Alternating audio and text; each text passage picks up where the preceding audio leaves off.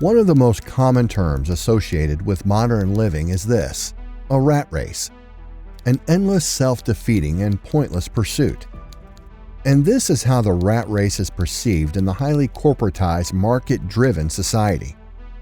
A constant chase of the upgrading of your living standards and an effort of earning more and more. And many people label this pursuit as futile, as most of us might never earn the amounts required to live a lavish lifestyle without worries of running out of money. In short, most of us will never be millionaires. Hence, spending our whole life working hard to increase our income level is pointless, as we might never have enough. But then there are those rich and famous who had enough and still lost it. And then these, who face convictions for millions of dollars in tax evasions. Then the question arises, what is the real rat race?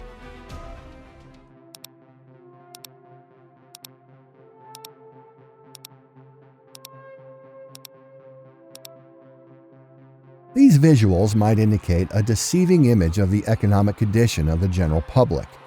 But the reality is that most people in US and globally live paycheck to paycheck, and this reality has turned worse and crueler since the pandemic. A traditionally accepted idea of a decent life is owning a house, a car, the ability to afford education and health care, and a nice outing once a week. Many economists predict that households with $100,000 per year income or the upper middle income group can achieve this idyllic lifestyle. But things aren't all rainbows and sunshine, even for the aforementioned upper middle income group.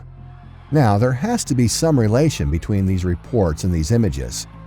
To understand it deeply, we need to evaluate the concept of money, its value, and its utilization in our lives. What is the one thing that connects the whole of humanity? While philosophically, the answer can be love or God, but in practical terms, it is money.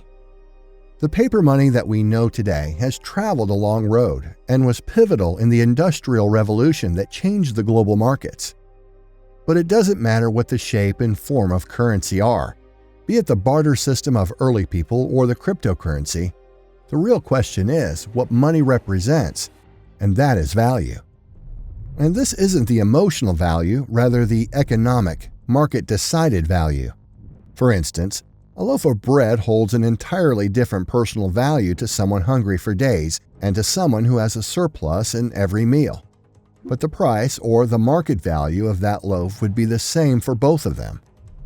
And this value is not random. Many economic factors decide the value or price of each and everything, including the money we make for the work we do. The first step is to understand this concept of money in pure market value terms and not linking it with personal morals. We have all heard this quote. This statement is further cemented into our psyche by the image of rich and powerful in the media. But it is important to pull back and look at the original quote from Paul the Apostle to understand its context. Both philosophically and practically, this statement makes sense. It's not the money or the desire to earn it that creates evil and causes problems in people's lives and makes them vulnerable at the end of every month, but their relationship with it. And to manage money successfully, you have to evaluate your relationship with it. Your usage of money is what decides whether you will live a financially balanced life or one ridden with credit card debts. This old proverbial analogy of money is simple, timeless, and accurate, just like much age-old wisdom.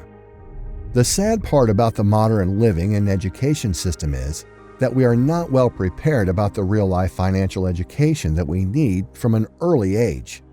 The developed world leads to a paradoxical existence of the abundance and scarcity, the abundance of consumption, yet the scarcity of the resource to purchase them at the same time.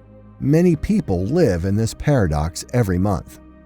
It translates to partying on the payday, heavy purchases on sale weeks, 72-inch TVs on the credit card, and then low to nothing savings at the end of the month.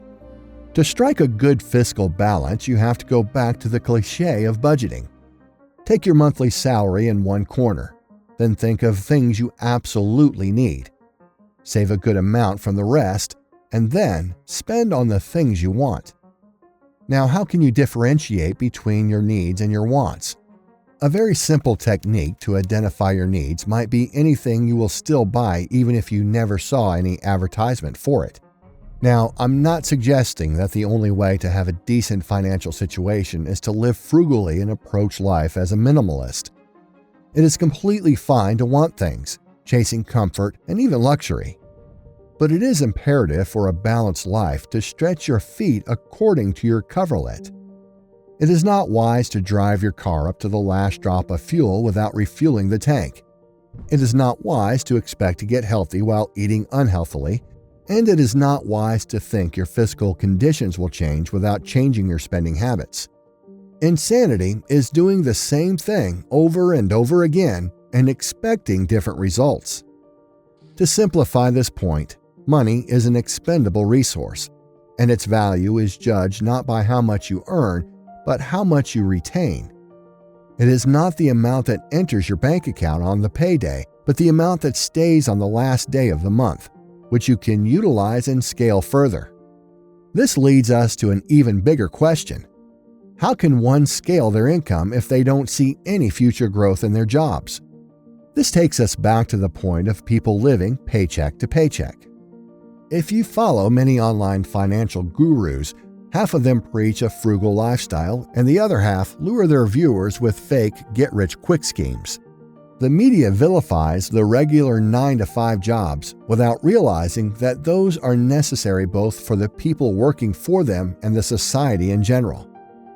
The reason for this willfully ignorant campaigning is relatability.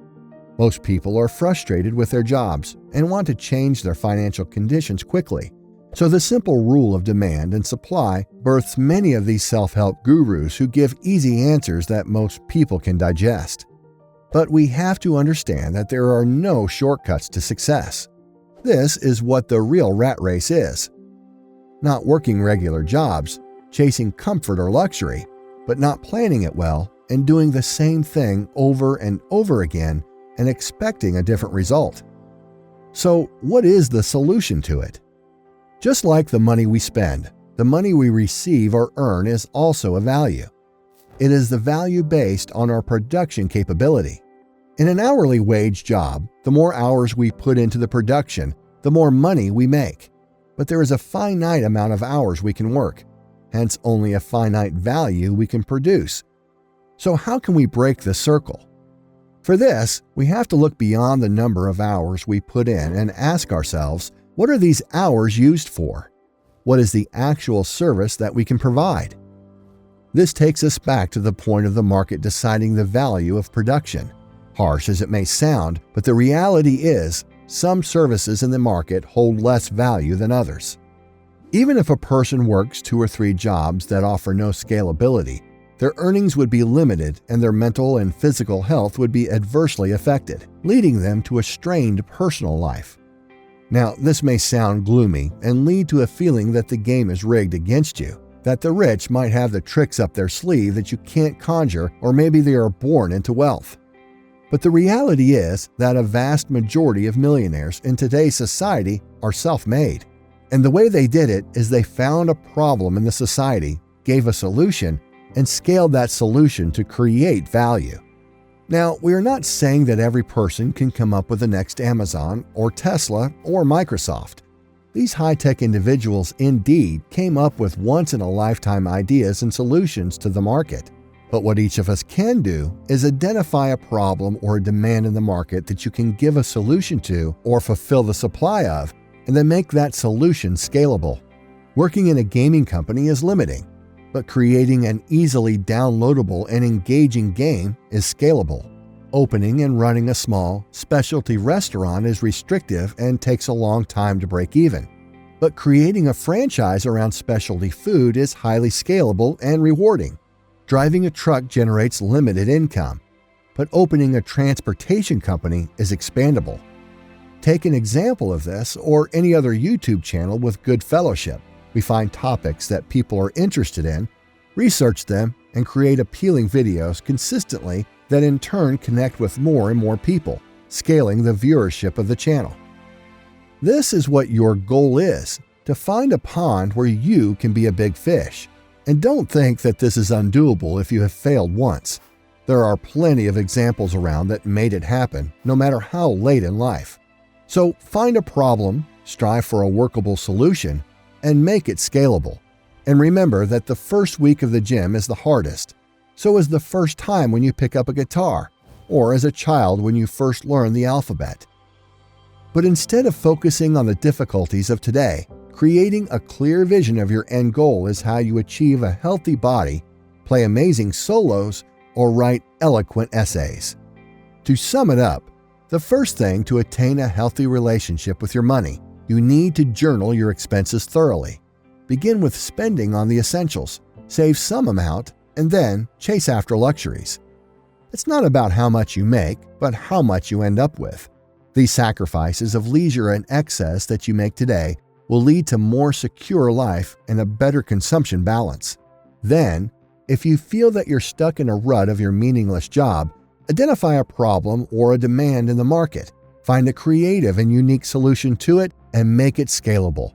If you fail the first time, don't repeat the same mistakes. Rather, take a different approach that has not been taken before. Don't panic about running out of time as long as you're trying. Always keep these people on your mental vision board. If this pandemic and the economic chaos that followed has taught us anything, is that your current financial condition is fragile, and the sooner you take command of it, the better. Your relationship with your money is the one that will inadvertently affect all the relations in your life. And to keep a good balance in your life, you need to strike a balance with your money.